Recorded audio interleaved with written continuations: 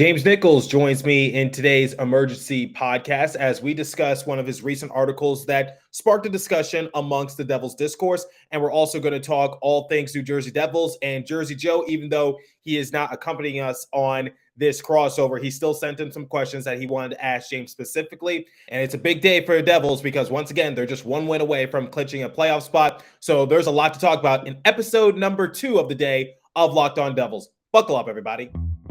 You're Locked On Devils, your daily podcast on the New Jersey Devils. Part of the Locked On Podcast Network, your team every day.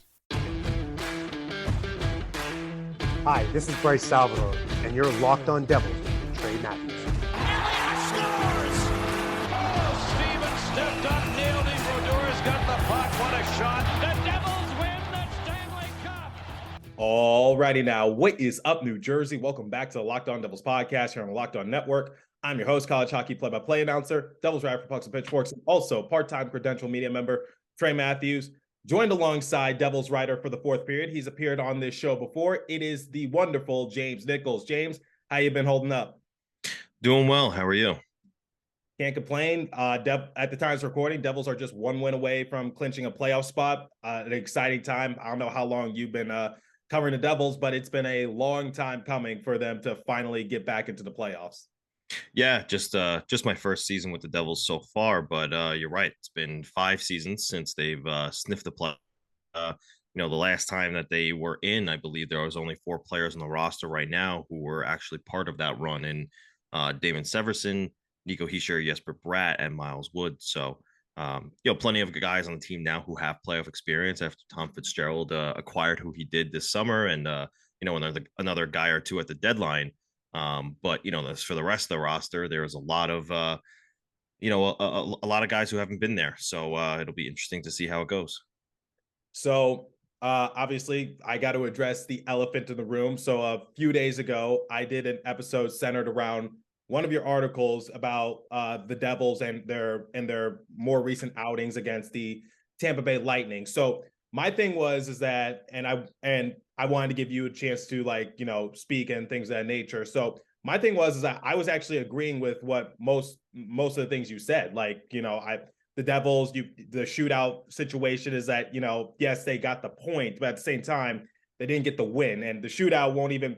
And in the playoffs time, you need the points. You can't just be satisfied with saying it overtime and just we walked away with a point. It doesn't work that way. And obviously it was a challenge for them because the Carolina Hurricanes, that was a good test for them to see if they could tie with them first in the Metro. And that was a playoff-like atmosphere. I'm sure you were in attendance for that game. And I think you can speak for it because Ken Danico said it was like a calmed energy to begin, like a nervous energy, because people knew what was at stake. And then come the Tampa Bay Lightning, my thing was that the Devils were certainly challenged kind of thing. But the one thing I didn't agree on, the one thing was that I wouldn't use the word humbled. I would use the word maybe challenged, like I just said, because this whole season has been like a true challenge for Devils. Like going into the season, how would they fare having not gone maybe the big name players, or how would Lindy Ruff fare after dropping the first 2 games? Jack Hughes, can he rebound from his injury-riddled season? Same with Dougie Hamilton. So my thing was I agreed. I don't know how many people read the article, but I actually agreed with pretty much everything you said, with just the exception of the word humble. But I wanted to give you a chance to speak. Yeah, so you and I spoke about this a little bit too, and I said, look, everybody's entitled to their opinion. So I'm not. And to be clear, I even said in the episode, I have the utmost respect for you. I'm not trying to slander you or come after you or that kind of thing. And usually I do really react to articles, especially during the course of the offseason. So just want to make that clear. There's no bad blood between us. No, of course. And the thing is, like I said, everybody's entitled to their opinion, and that's part of the business, right? Us as writers, we put our opinion out there on the regular in our articles. And, part of the job is to, regular fans on the everyday aren't in that locker room. They don't see what happens, and they don't talk to the players as often as some of us, luckily get to. And it's our job to portray those stories. So I could understand, people having an issue with maybe the word humbled. However, the way I saw it was that, following the Carolina Hurricanes game, the question was asked a couple of times, hey, how did you feel in that game? Did it feel like a playoff type atmosphere? And, a bunch of the players did say, yes, it felt, that like that kind of game coming down the stretch. It felt like, it was a good playoff or pre-playoff test for us. They played very well that game against the Hurricanes. They shut them out 3-0. It was a good win for Vitek Vanacek. It was a good game all around for the New Jersey Devils. In come the Tampa Bay Lightning, who better to test yourself against in the playoffs or in a playoff like atmosphere, both games at home. Something that the Devils have struggled with all season. And I shouldn't say struggled with, but they struggle more putting wins on the board at home than they do away. Their away record's actually pretty good compared to their home record, something that Lindy Ruff has recognized. I wish we do a little bit more winning at home, right? And following those two games, the fact of the matter is, yes, they played very well. And I won't take that away from them. Now, was it perfect for either of those games? No, there were definitely instances where the Tampa Bay Lightning capitalized on a couple of chances that the Devils allowed. And that was mainly the difference between the Lightning and the Devils during those two games was, the Lightning know how to take advantage of certain situations and capitalize in the right moments, and they did that. Whereas the New Jersey Devils, look, you're looking at a game where they lost 4-1. They followed it up with a shootout loss, but nonetheless a loss in overtime. And I understand that there is no shootout in the playoffs, but quite frankly, the article was about the week in its entirety. Playing against the Carolina Hurricanes, followed up by a big test in back-to-back games in what was a mini series with the Tampa Bay Lightning, back-to-back Stanley Cup champions, a third appearance last year. These are perennial playoff threats who it was a big test for the Devils, right? So following Carolina, a lot of the players in the locker room were feeling good about how they played against Hurricanes and completely justified. They should have felt good because they played really well. They got the win 3-0 at home. Excellent game. When the Tampa Bay Lightning came through and ultimately, yes, they played well, but did not get the wins in either of them. That's what I meant by humbled, right? They felt real good against Carolina. And then when Tampa Bay came through, they put 2 L's on the board. Ultimately, they just didn't win. And, that feeling that they felt in the locker room was, okay, we got a little bit humbled. And that doesn't necessarily mean that the Devils aren't a good team. That humbled does not mean not good. Humbled means, okay, we thought we had a good thing going for us against Carolina, which we did. Not going to take that away from ourselves. We had a good thing going against Carolina, a formidable playoff opponent we might see, right? But then when the most recent 2-time back-to-back Stanley Cup champions come through, probably our biggest test yet, we did not get the job done. So again, humbled doesn't mean not good. Humbled means, okay, we have work to do. We're not perfect. They're not perfect either, but they took advantage in certain situations and they capitalized when it was most important. Ultimately, we didn't get those wins. We have a little bit of work left to do. And that's something that the guys in the locker room said. That's something that Lindy Ruff said. That's something that a couple of the writers around us said.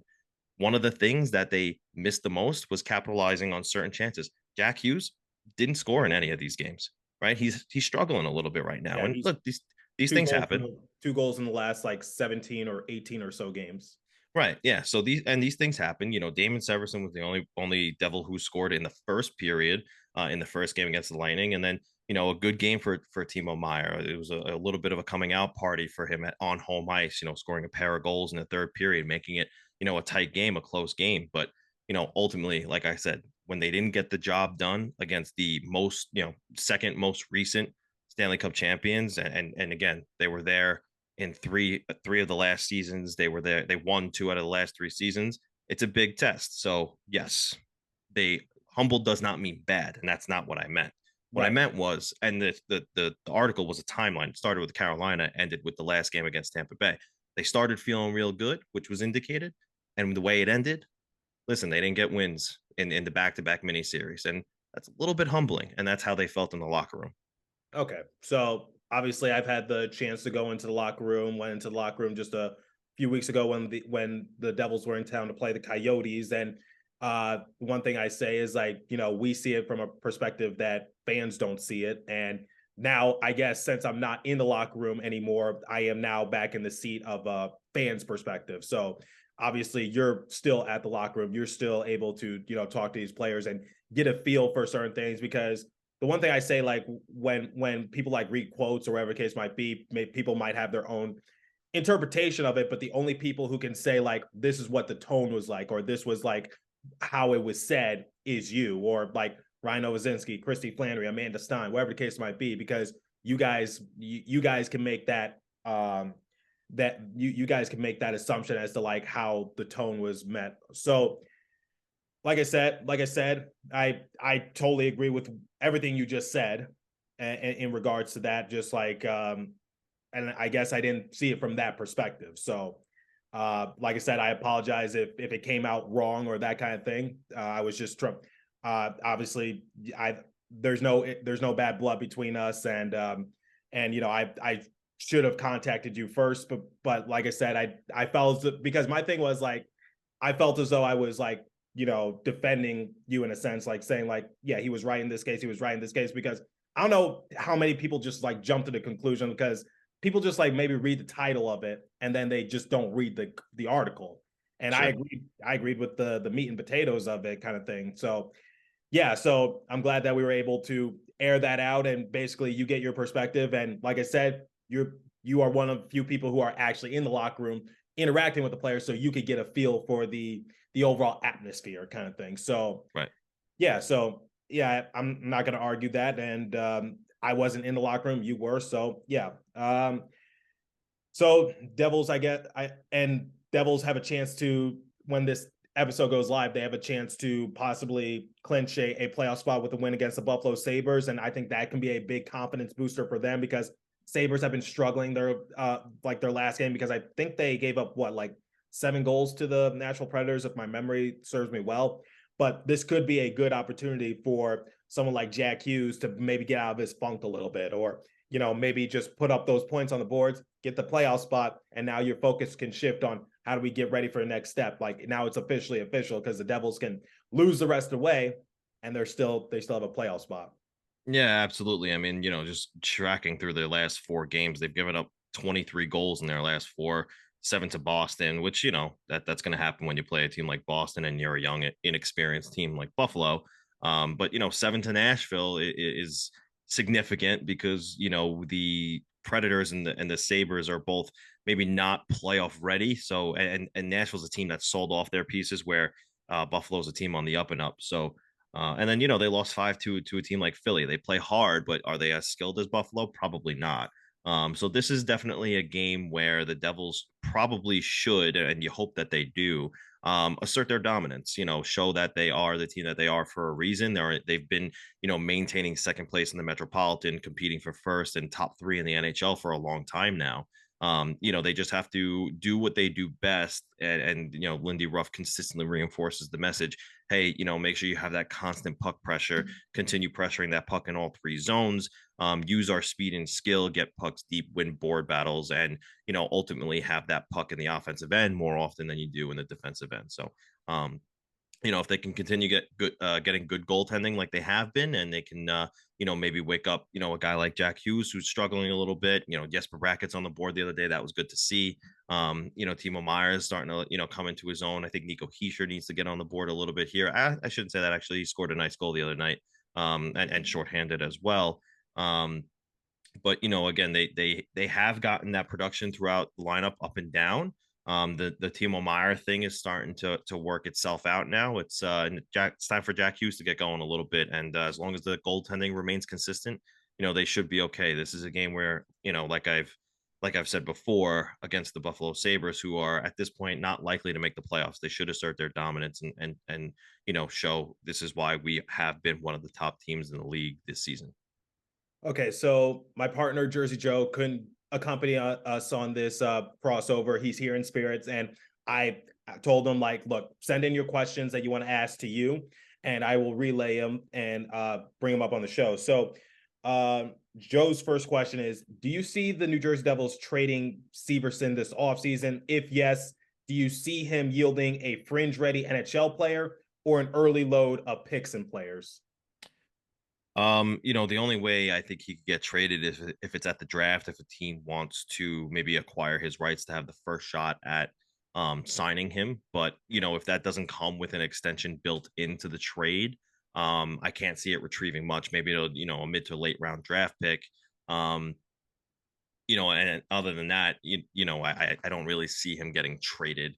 There's really no point. You can go out in free agency and just sign him. So Right. It'll be interesting to see how it works out for Damon Severson. I do, unfortunately, I love Damon Severson as a person and as a player.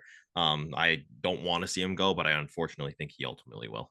Yeah, I mean, the thing is, like, he's going to be an unrestricted free agent if I recall correctly. So Yeah. Yeah. So my thing for Damon Severson is that I love him too. I've spoken to him 2 or 3 times. He's a great, insightful person. I think that carries outside the locker room. But unfortunately, when you got Shimo in the Mets, when you got Luke Hughes, when you got a few other players in the Devils pipeline, unfortunately, there might be an odd man out, especially when you have to re-sign Jesper Bratt and Timo Meyer long term.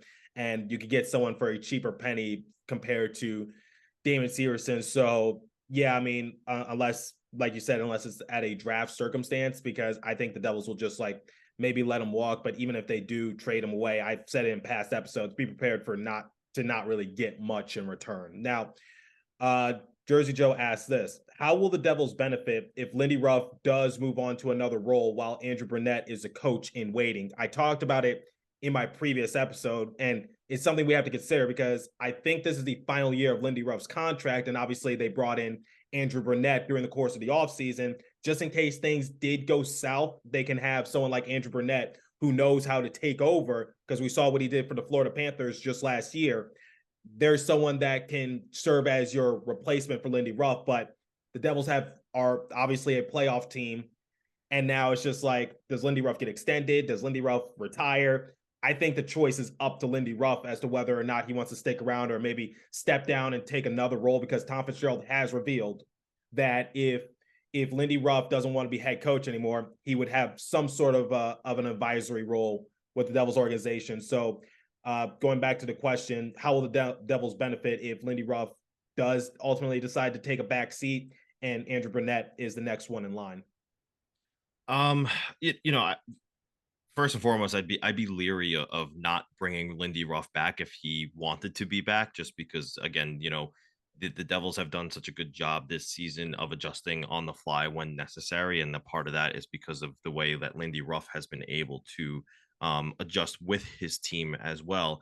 But in the same breath, I think that he also has a great coaching staff around him that includes Andrew Brunette, and I think they work really well as a cohesive unit. So if Lindy Ruff decides himself that he doesn't want to come back, which I can't really see just because of the fact that they're playing so well this season and it looks like they're going to be really good for a long time and they have Stanley Cup aspirations.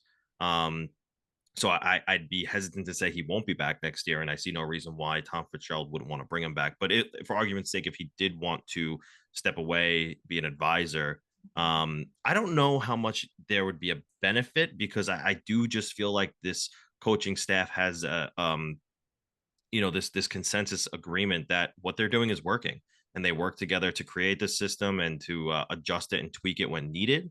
But ultimately, they've done the work together as a unit to ice this team that has, again, just won so much more than they did last season. Put together an impressive collection of consecutive wins in December. A bit of a rocky January, sure, and that's when they needed to adjust them and figure out a little bit, what is working in the system, what isn't working in the system. They made those tweaks, and again, this was not just a Lindy Ruff decision on how to run this system. This was a decision amongst all of them to tweak it and put the system in place in the first place. So I don't know how much of a benefit there will be, because it just kind of feels like it'll be a parallel move, that they'll just keep things going the way they were, with just maybe Andrew Brunette at the helm, if that were to come to fruition. Yeah, and I don't know whether or not Lindy Ruff comes back or not. I would say most likely he does, but it's just like, he's up there in age. He's obviously achieved a lot throughout during his tenure. He's one of the winningest coaches in NHL history, and during the course of last offseason, I was like, I was just like, I think Andrew Brunette would be like that replacement for Lindy Ruff. And I was just like, maybe if the Devils do somewhat decent, they won't bring him back, and they'll just give it to Andrew Burnett so that way they could go over that hump a little bit. But the fact of the matter is they went over that hump and then some during the course of the season. And I don't think anybody anticipated for that to occur. So like you said, I don't know what the situation would be like, but I think Lindy Ruff would most likely be back, but it is something to consider. Now, as Kevin Ball has been progressing into the young Zdeno Chara, Ryan Graves role as a young defender, does Ball make it harder now with Seamus Casey, Daniil Misiul, Artem Barbusha, and Danil Orlov and Charlie Letty in the pipeline? Well, yeah, because he's establishing himself as an everyday NHLer, so you're going to go with what you know versus what you don't really know. But I don't think any of those guys are relatively close anyway. So the fact of the matter is we'll have to see how it goes when those guys are ready to play at the NHL level. If you're asking if it's going to be hard for Luke Hughes or Simone Nemec, no, the answer is going to be next year. If they have to decide between Ball, Nemec, or Hughes, they're going to pick the latter of the two. As opposed to Kevin Ball. But, I don't see any reason why Kevin Ball won't stick around. He can play at a bottom six deep pairing role. He can play as a seventh defenseman. I think personally he's playing well enough right now to be the sixth defenseman for the Devils, and he has been for the most part. Brendan Smith has been in and out of the lineup, and I think that having Kevin Ball in especially with his size is a net positive for the Devils. But for some of those guys that I think they're a few years away, even including Seamus Casey. He looks like an excellent prospect. I think they got even more out of him from drafting him than they realized. But with Luke Hughes and Simone Nemec on the way, you don't have to rush those guys coming through. So you can still get a couple more years out of Kevin Ball, who I believe is only 22 years old, if I'm not mistaken. Still a restricted free agent for a while. And then he can they can utilize him as they see fit. Before we continue our conversation with James, I want to tell you guys about Indeed. So if you're hiring, you need Indeed, because Indeed is the hiring partner where you can attract, interview, and hire all in one place. And Indeed is the only job site where you're guaranteed to find quality applicants that meet your must-have requirements, or else you don't pay. Instead of spending hours on multiple job sites hoping to find candidates with the right skills or personnel, you need one powerful hiring partner that can help you do it all. So Indeed partners with you on every step of the hiring process. Find great talent throughout time-saving tools like Indeed, instant match assessments, and virtual interviews. So head over to Indeed right now with a $75 sponsored job credit to upgrade your job post at Indeed.com/lockedon. Offer valid through March 31st. Again, go to Indeed.com/lockedon to claim your $75 credit before March 31st. For the final time, Indeed.com/lockedon. Terms and conditions apply. Need to hire? You need Indeed. And now, speaking of Indeed and making extra money, I want you guys to have that extra money in your pocket, because time is money, as they say in the business world. So head over to FanDuel right now. So the tournament is heating up, and there's no better place to get in the action than FanDuel, America's #1 sports book. That's because right now, FanDuel is giving new customers a no-sweat first bet up to $1,000. That's up to $1,000 back in bonus bets if your first bet doesn't win. Just go to FanDuel.com/lockedon and sign up to claim your no-sweat first bet. Then you can wager on everything from the money line to point spreads to which team will be cutting down the net, all on the app that's safe, secure, and super easy to use. So don't miss your shot at the no sweat first bet up to $1,000 when you join FanDuel today. Just go to FanDuel.com/lockedon to sign up. Make every moment more with FanDuel. Okay, let's get back to our discussion with James Nichols. Take it away once again. All right. Speaking on the topic of Devils defenseman pipeline, is Tom Fitzgerald going to bring Luke Hughes to Utica or straight to the New Jersey Devils after the University of Michigan season terminates? Straight to the Devils. I think the plan in place for him is to be around the team as much as he can, get into as many games as possible. Now, I don't think that means he's going to get an everyday role, but here and there, the Devils are about to clinch tonight, possibly a spot in the playoffs. So if they can rotate him in and out as soon as his NCAA season is over, get his feet wet at the NHL level, let him feel what it's like to travel, during an NHL schedule, let him feel like what it is to be in an NHL playoff atmosphere. The plan is to have him be with the varsity squad for at least the remainder of this season. And I don't really anticipate him going to Utica next season either. I think he will be on the NHL roster, at least for a 9-game stint, and then we'll see how it goes from there. How will the Board of Governors help the Devils going into next season with the rule changes and things of that nature? You know, I as far as what I've heard, and this isn't anything that it hasn't been made public already, doesn't sound like too much is going to change. So I don't know that anything really will benefit the Devils nor any of the other NHL teams, because what we keep hearing from Gary Bettman is we like the way things are. Would we like to see the shootout eliminated? I would, certainly. I think that continuous overtime is probably the way to go. You know, a couple other things certainly need to change as well in terms of maybe how players are protected wearing their gear. But you know, the fact of the matter is, right now, it sounds like everybody is happy with the way things are going. All right, and last question from Jersey Joe. When are we going to get Gritsuk over here? Like, is it going to be as soon as possible, or is it just like wait on that a little bit, similar to our other prospects? Jersey Joe is big on Devils prospects, so he just wants to know like when Gritsuk is gonna be, you know, in a Devil sweater or something Right. like that.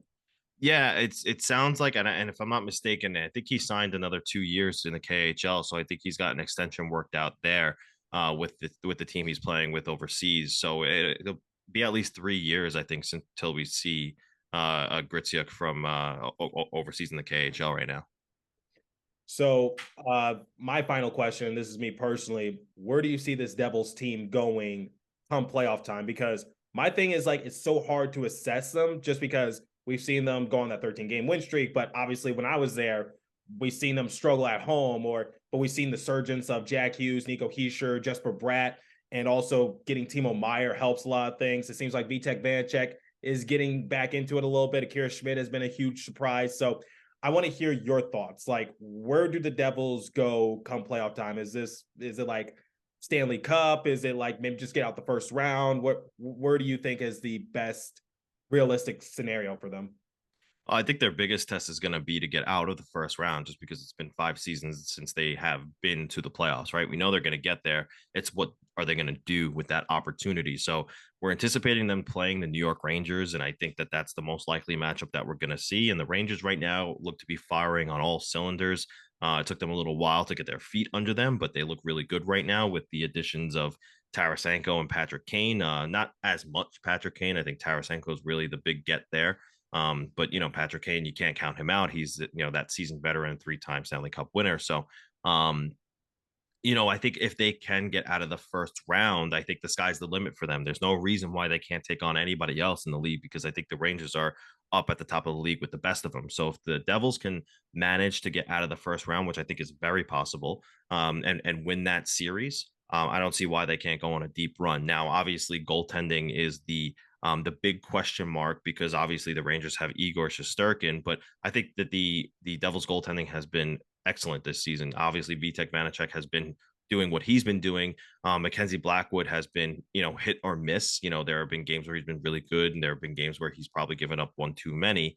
But ultimately, you know, I think the fact of the matter is that Akira Schmid is here, and Akira Schmid has been playing so well. He's got 16 games under his belt, and his numbers actually look far and away better than Mackenzie Blackwood. So Akira Schmid has been, you know, he's at I apologize if you hear my daughter, but Akira Schmid has really given the Devils crease this stability that they didn't have with Mackenzie Blackwood, you know, so in and out of the lineup, filtering in and out with injuries. But you know, with Akira Schmid here now, I mean, he looks great. You know, he looks poised in net, he looks calm, cool, collected, and he's making not only the necessary saves, but he's making some saves he probably shouldn't make either. His goal save above expected is somewhere near, I think, 10 right now. So he's playing real well. And and for Akira Schmid, I think come next year, I think he's going to be primed to have that bigger role. Mackenzie Blackwood is obviously going to be a restricted free agent. So I don't know if the Devils would feel comfortable about re-signing him, quite honestly, because of his injury history. Sometimes you said he's there, he's not there. So I think with Akira Schmid, I think that spot in terms of being the backup or maybe someday a starter, like the full-time starter, I think it's right there for the taking. Now, I'm sorry. While I have you on, I just got to ask you this.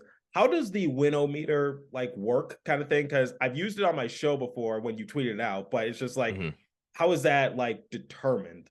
Yeah, so it is a combination of the expected goals for, expected goals against, and a bunch of other advanced analytics.